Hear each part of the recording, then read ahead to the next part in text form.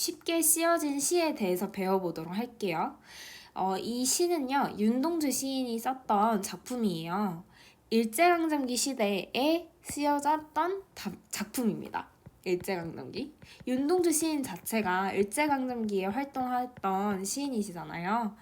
그래서 우리가 동주라는 영화를 봤다면 이 쉽게 쓰여진 시 역시 내용을 좀 아실 수도 있어요. 여기 위에 쓰여있죠. 쉽게 쓰여진 시는 어두운 시대를 살아간 한 청년의 고뇌를 섬세하게 드러낸 거다. 근데 봐봐요. 이 제목 자체가요. 쉽게 쓰여진 시래요. 근데 여기에서 뭐라 그랬어요? 고뇌라고 그랬죠. 고뇌를 겪고 지금 인생에서 어두운 시기를 겪고 있는 청년이 시는 쉽게 쓰인대요. 이게 말이 되나요? 말이 좀 안 되죠. 그러니까 시 자체가 그래서 밥도 진짜 배부르게 잘 먹었고 맛있는 걸 먹었고 그다음 이제 카페에 가서 커피 한 잔과 맛있는 빵들과 함께 여유로운 거예요.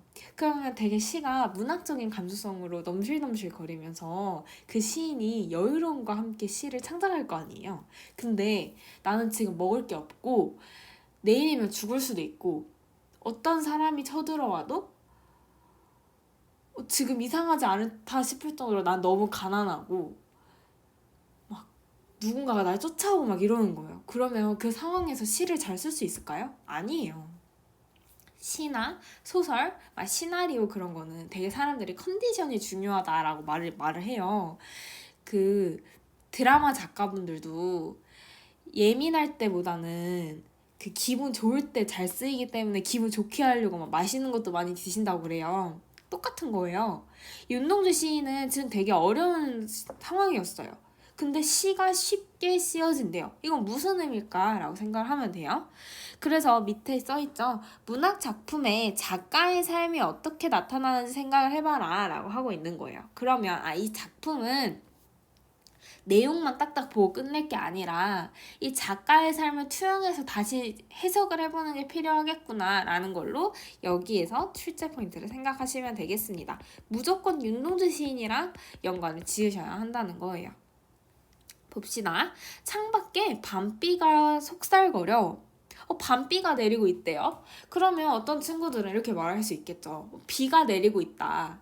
비가 내리고 있으면 무조건 부정적인 거 아니에요? 라고 할 수 있지만 비를 싫어하는 사람이 있을 수도 있고 좋아하는 사람이 있을 수도 있죠. 그러니까 비 자체가 우중충충한 날씨 때문에 이거 무조건 부정적이야 이렇게 말을 하면 안 되는 거예요.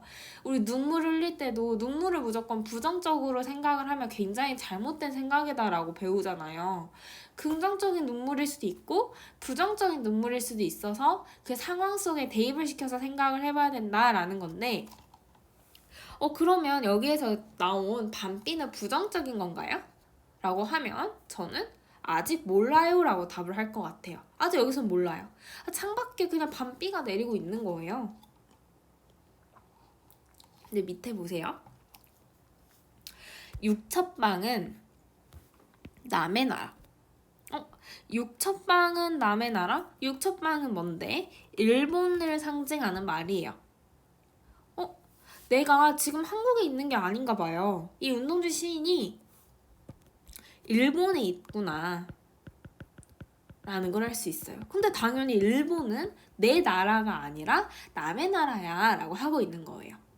어떤 분들은 일본에 가서 살면 그 강한 쪽에 달라붙기 때문에 일본에 막 가서 막 아부 떨고 나는 일본 편이에요 막 이렇게 말을 하기도 하잖아요. 근데 윤동주 시인은 일본에 있긴 하지만 일본에 적극적으로 막 이제 일본인이 될 거예요. 나는 조선인이 아니에요. 이런 게 아니라 나는 조선인이에요. 나는 일본에 있긴 하지만 일본인이 아니에요. 이렇게 딱 자기 지금 주체성을 확립시키고 있는 거죠. 시인이란 슬픈 천명인 줄 알면서도 시인이란 슬픈 천명에 체크를 해놓읍시다. 시인이 슬픈 천명인데요. 왜 슬픈 천명일까? 라는 생각이 들어야겠죠? 한 줄 시를 적어볼까? 일단 여기 넘겨놓고 밑에 읽고 다시 올게요. 땀 내, 사랑 내 포근히 품긴 보내주신 학비 봉투 받아. 누가 보내줬을까요? 부모님이요. 부모님이 보내줬는데 윤동주 시인의 부모님은 이렇게 지지도 해주고 어려운 상황이긴 하지만 아들의 교육을 위해서 어떤 일이든 다 하시고 계신 거예요. 그래서 이 윤동주 시인은 일본에 와 있고요. 지금 되게 안전한 상태인 거죠. 대학노트를 끼고 늙은 교수의 강의를 들으러 간다. 또 배우러 가는 거예요. 되게 평화롭지 않아요? 지금 되게 평화롭죠. 이 윤동주 시인이 부모님의 사랑도 받고 그 사랑으로 교수님의 설명도 들으러 가고 굉장히 평화로운 거예요. 근데 대조되는 사람들이 등장합니다. 이 동무들은요, 윤동주 시인과 상황이 대조돼요. 아마 동무뿐만 아니라 조선에 있었던 많은 청년들, 대부분의 청년들을 우리 동무라고 생각해도 될 것 같아요. 근데 동무는 어때요? 죽어가고 있대요. 왜? 저항하고 싸우고 있으니까 일본 당연히 군사들이 막 죽이겠죠. 막 죽이고 군인들이 죽이고 이러니까. 근데 윤동주 시인은 내 친구들은 죽어가고 있어요. 근데 일본에서 평화롭게 부모님의 사랑이나 받으면서 교수님의 설명을 듣고 있는 거예요. 그래서 시인이란 칠푼천명이라고 하는 겁니다. 시인을 부정적인 직업이다라고 생각을 한다고 하면 안 돼요. 시인이라는 직업 자체가 펜으로 쓰는 직업이잖아요. 그래서 몸으로 활동하는 게 아니기 때문에 나는 뭔가를 할 수 없다는 거죠. 독립운동을 하는 친구들은 죽어가고 있지만 나는 이렇게 살고 있다. 이 시인 자체가 굉장히 슬픈 천명이구나 라고 하는 거. 그래서 지금 자신을 어때요? 되게 반성하기 시작합니다. 나는 무엇을 바라? 나는 다만 홀로 침전하는 것일까? 이제 뭐라고 하고 있냐면 내가 침전하고 있는 걸까? 나 혼자? 근데 나 왜 혼자 침전하고 있지? 라고 하는 거예요. 이게 무슨 소리냐면 자, 제가 비커를 이렇게 그릴 거예요. 이렇게. 자, 일본인들의 공격. 자, 공격. 자, 여기에 맞서서 또 동무들의 죽음. 근데 이들의 죽음은 결코 헛되지 않았을 거예요. 그래서 이들에게 영향을 좀 줬겠죠. 이렇게 얘들은 떠다니고 있는데 나는 피하고 있는 거잖아요. 이 상황을. 그래서 나는 혼자 안전하게 피해 있는 거예요. 그래서 나 홀로 침전 이렇게 생각하시면 돼요. 나 혼자 내부에 가라앉아 있는 거예요. 나 혼자 지금 뒤처지고 있는 거잖아요. 나 혼자 안전하게 피해 있는 것 같고 그래서 말을 하고 있는 겁니다. 자, 침전 자체가요. 아래로 내려오는 이미지이기 때문에 침전이 나왔다라고 하면 하강적인 이미지다라고 하시는 게 좋아요. 하강적 이미지.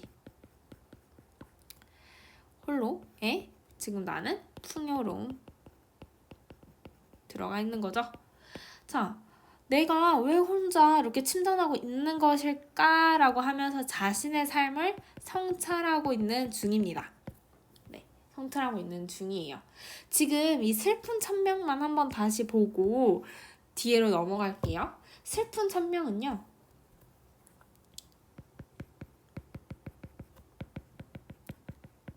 부정적인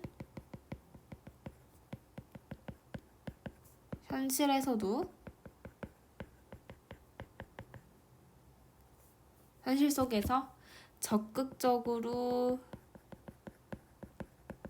대항하지 못하는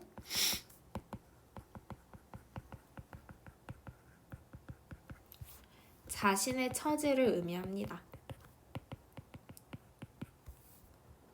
되게 지금 성찰적인 어조죠. 여러분들이 생각을 해봐요. 윤동주 시인 입장이에요. 내 친구들은 막 몸을 싸워가면서 죽어가고 있는데 나는 일본인들의 대학 교수 강의를 듣고 있다니까요. 그럼 당연히 성찰이 되겠죠. 그래서 성찰적인 어조라는 게 중요한 거예요. 넘어갈게요. 자, 인생은 살기 어렵다는데 시가 이렇게 쉽게 씌어지는 것은 부끄러운 일이다. 자, 이거 엄청 또 중요한 거죠. 제목 자체가 우리 뭐였어요? 쉽게 씌어지는 시였어요. 자, 그러면 보세요.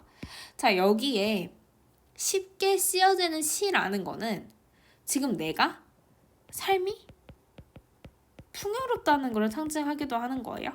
그리고 이 지금 부정적인 현실에 적극적으로 대응하고 있지 않죠. 생각을 해봐요. 시인이라고 해서 꼭 이렇게 소극적으로 행동을 하지 않았겠죠. 우리가 아는 독립운동가 시인분들이 되게 많아요. 근데 그분들은 되게 어떤 분들은 막 독립운동가로서도 활동하고, 이육사 시인이 대표적인 시인이 되겠네요. 이육사 시인은 막 몸으로도 활동하고 글로도 활동하고 되게 적극적으로 독립운동을 하셨어요. 근데 윤동주 시인은 어때요? 지금 되게 무기력하고요. 핑계만 대고 있어요. 소극적.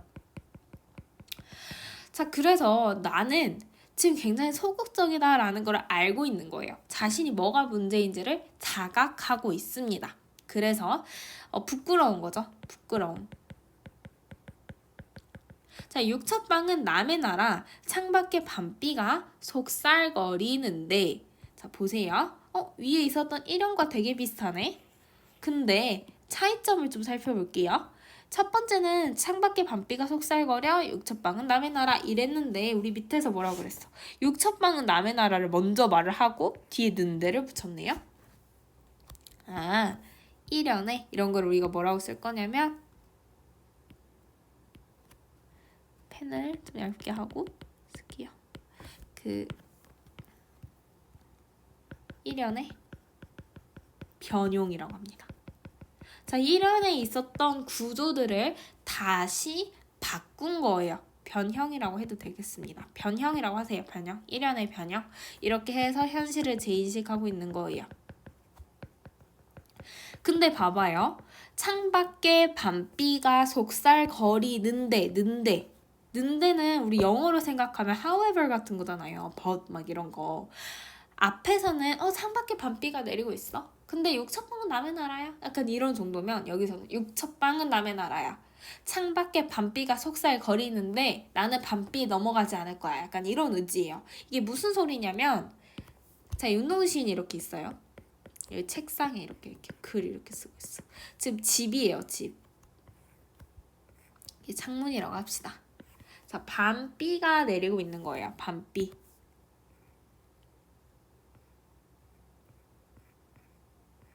자, 이게 달이라고 하면 비가 지금 엄청 내리고 있는 거야. 이렇게 막 이렇게 내려. 근데 이 비가요, 우리 뭐였어요? 일본인을 상징한다고 했었죠. 왜냐면 육첩방은 남의 나라라고 되어 있었던 부분을 통해서 비가 내리고 있는데 그 비는 지금 일본에서 내리는 거기 때문에 우리 1원에서는 못 느꼈어요. 이런 감정을. 근데 여기서는 느끼는 거예요. 창밖에 밤비가 속살거리는데 네가 아무리 비를 내리게 해봐. 내가 넘어가나 봐봐. 이런 거죠. 그러니까 밤비는요, 나를 유혹하는 존재예요. 좀 넘어와봐. 우리 일본한테 좀 넘어와봐. 또 넘어올 수 있잖아. 약간 이런 의미인 거죠. 근데 넘어가지 않죠. 자, 등불을 밝혀. 등불 진짜 너무 중요하니까 별표를 쳐놓으세요. 자, 등불을 밝혀서 어둠을 조금 내밀고 완전 다른 어조다. 등불은 밝은데 어둠은 어둡죠? 완전 다른 거죠. 그래서 대조적 이미지라고 하시면 되고요. 등불이 엄청 중요한 거예요. 등불은 어둠을 밝히는 거예요. 지금 어땠어? 밤이 계속 지속되고 있었죠. 어두웠는데 등불을 통해서 이제 아침을 기다린대요. 아침은 어떤 의미일까? 우리가 광복이 되는 걸 의미하겠죠. 아침, 밝음, 조국의 광복. 우리 지금까지 밤비만 내렸었어요. 지금 아침이 되었다, 낮이 되었다 그런 말 1도 없었어. 계속 밤비만 내리고 있었는데 나는 이제 등불을 가져와서 이 비를 가게 해야겠어. 밤이 아니라 이제 우리도 햇빛 쐬야지. 햇빛이 넘쳐나는 아침을 기다릴 거야 라고 하는 거죠. 최후의 나 역시 굉장히 중요해요. 이 문단 자체가, 이 부분 자체가 굉장히 중요합니다. 내가 기다리고 있는 거예요.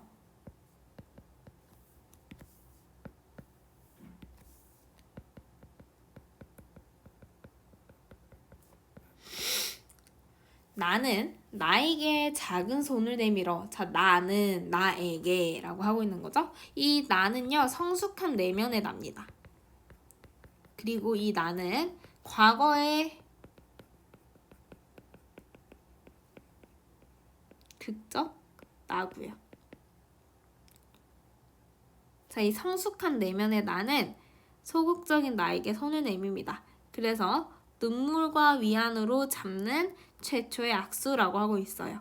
지금 이제 나는 적극적으로 변했잖아요. 이제 적극적으로 대응할 수 있는 사람으로 변했기 때문에 내가 성숙한 내면적 자아로서 과거에는 조금 뭔가 어리숙하고 좋지 못했던 자아를 품어주고 있는 거예요. 악수를 하고 있다는 거는 화해를 의미합니다. 두 자아의 화해. 그래서 분열된 자아의 화해, 화합이라고 하면 되겠습니다. 자, 이 작품은 작품 내용으로만 보고 끝날 게 아니라 이 시인의 삶, 그다음에 이때 시대적인 배경을 투입해서 보는 게 중요하다고 위에 써있기 때문에 그렇게 읽어봤는데요. 이 내용에서 중요했던 거는 시인이라는 슬픈 창명, 그 다음 쉽게 씌어지는 시의 진정한 의미, 그 다음에 등불, 그 다음에 아침, 최후에다 최초의 악수였습니다. 최초의 악수까지 우리 현관펜. 자, 그래서 이 작품을 읽을 때는 어떻게 윤동주 시인이 변화했는지, 성찰은 건지 이런 걸 살펴보시는 게 좋을 것 같아요.